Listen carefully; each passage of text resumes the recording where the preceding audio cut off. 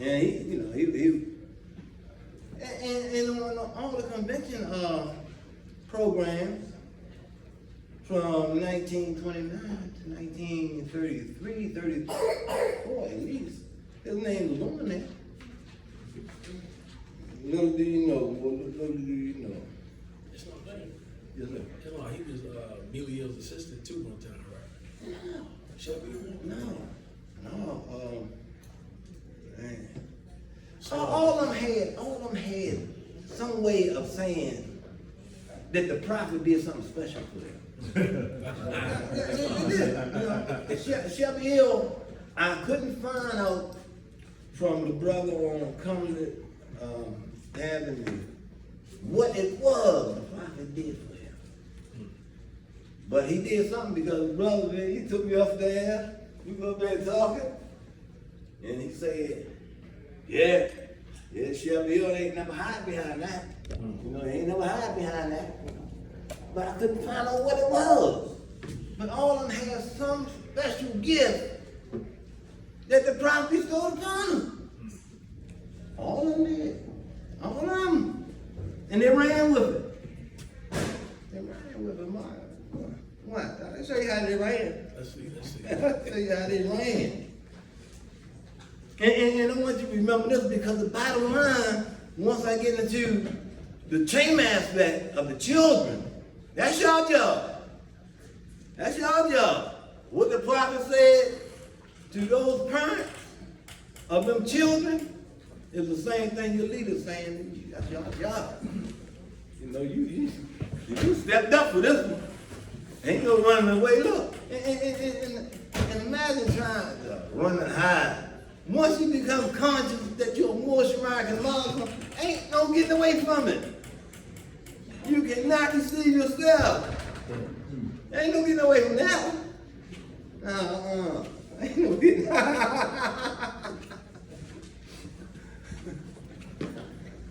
Probably used to look at the Europeans jump up and start laughing. Yeah, he got up. Yeah.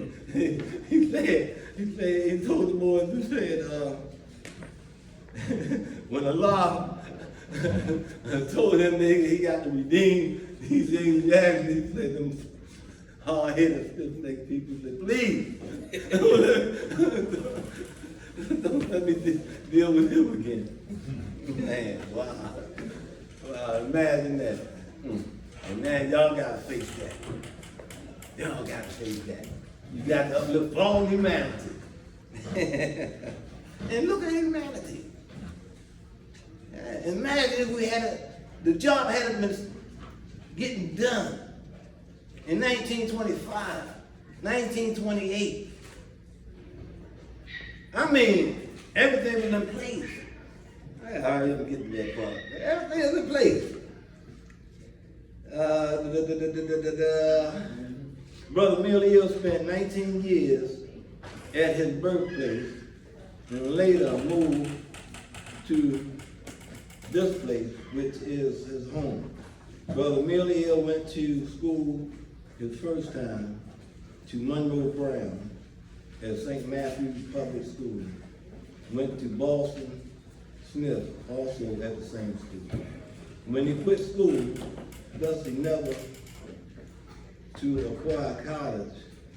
For 2 years after learning there, he started his youth working for the public.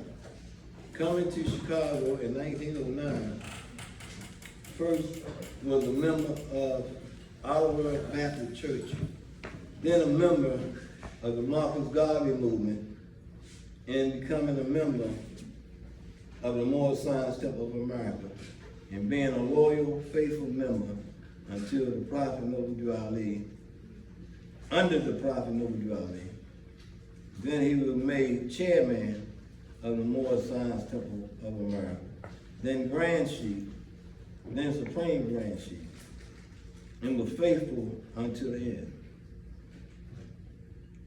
Leaves a wife to mourn his loss, Sister D. Milieu, 4 brothers, 2 sisters, and a number of Kenny-God, I don't understand that word, and a host of friends.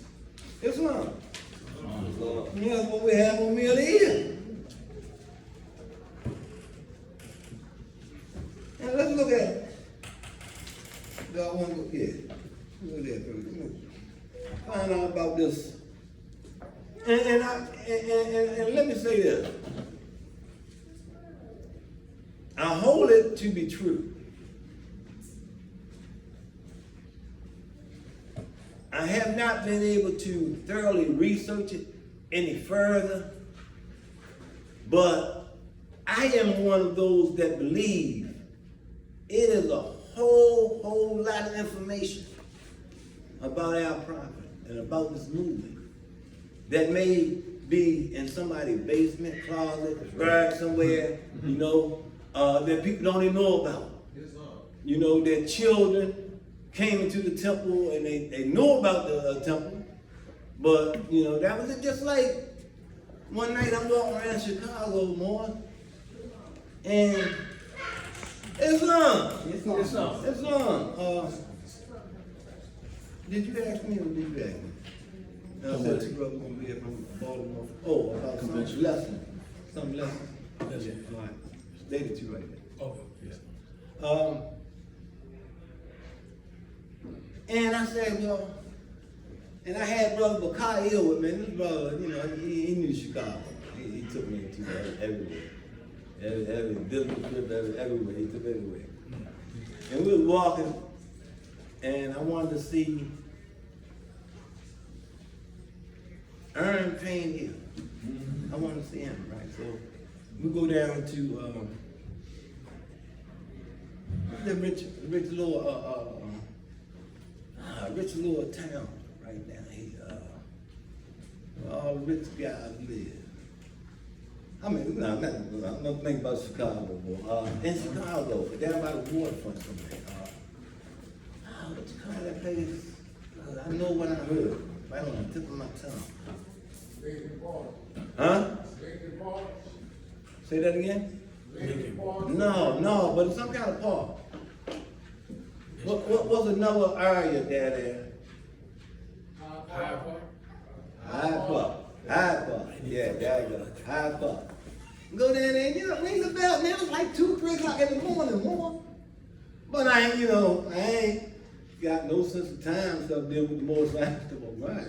I just don't have it. But on the same hand, it wasn't like I was filled with the questions that you and I are filled with now. You know, why or how, and you know, who did this, who did that. You know, it wasn't like that.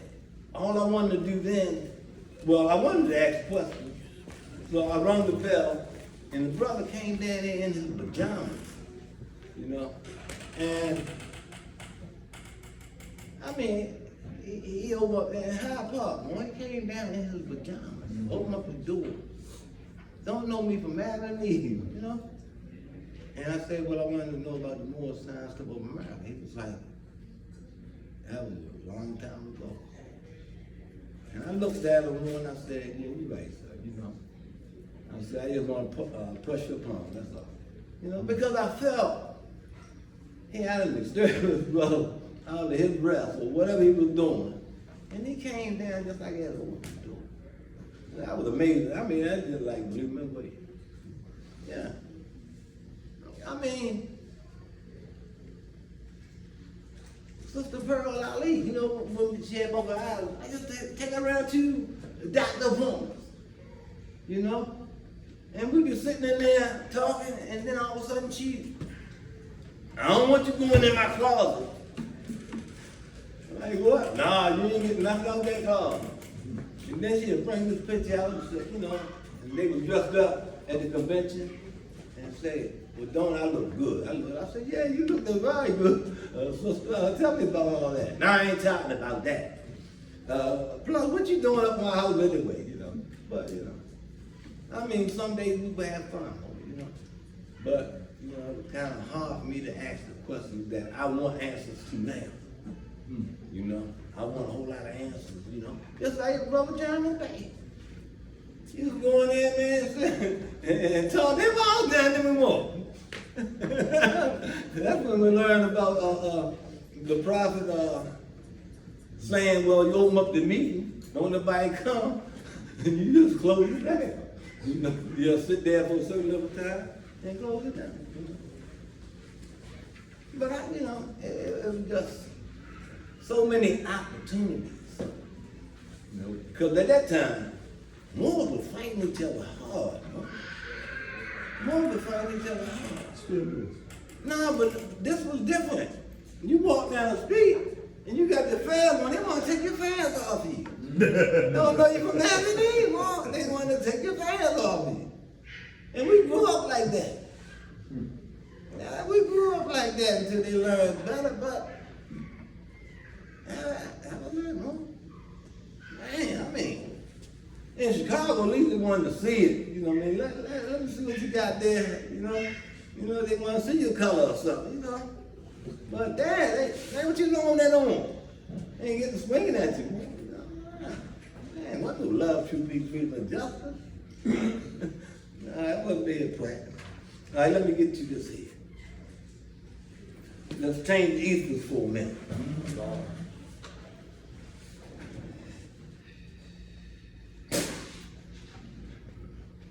Tuesday, the chief heads and governors met once again. The prophet Noble who stood standing while holding up the square, saying, I come between this to straighten out the crooked places of the way. The prophet Noble then gave us an adapt talk and showed us many things adaptly.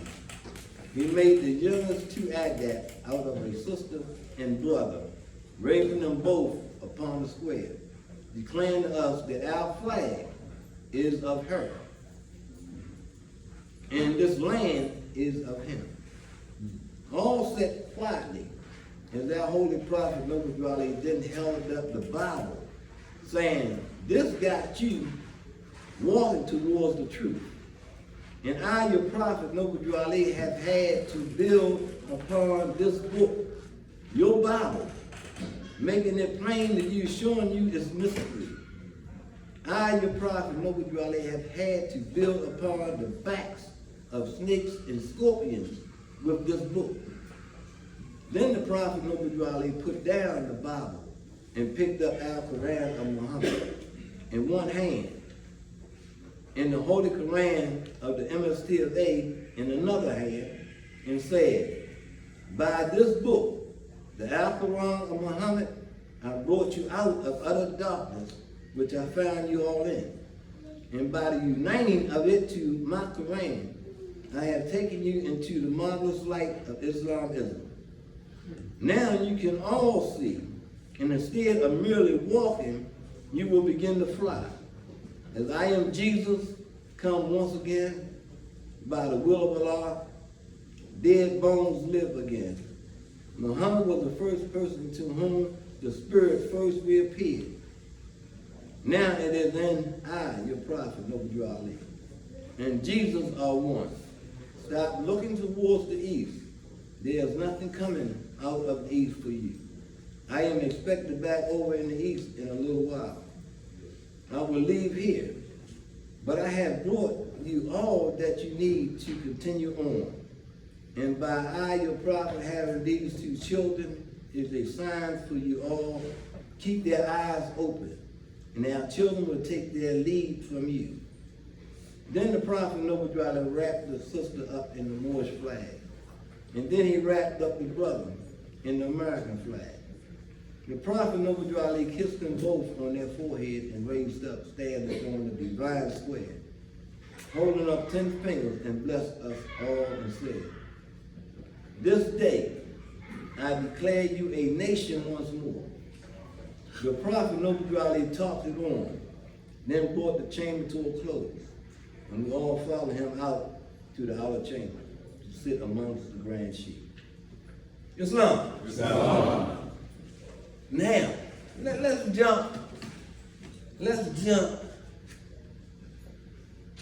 to around 1935. It was a sister, Grand Sheik's. And I can't even recall where Sister Cliff Bay was Grand Sheik's at. Can't recall where she was Grand Sheik's at. And I was one of the FBI reports.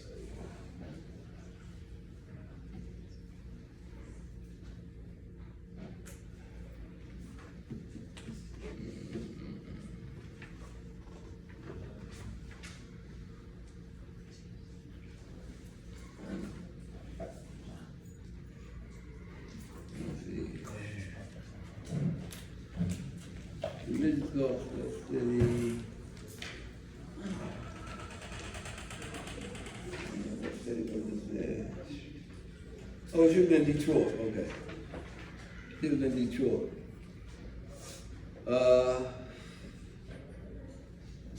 Civilization left a problem for the Registration Bureau Friday, and they called on Assistant City Law Director Ray Stevenson to decide what to do about it.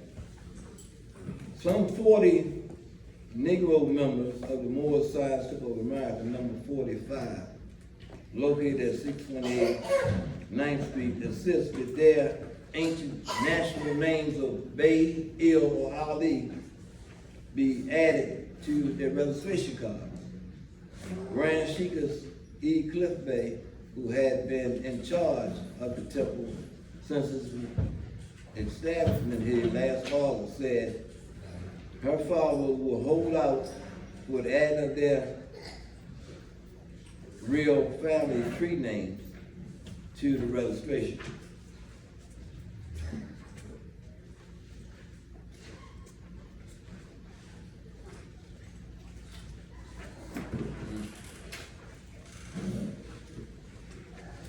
With other parties.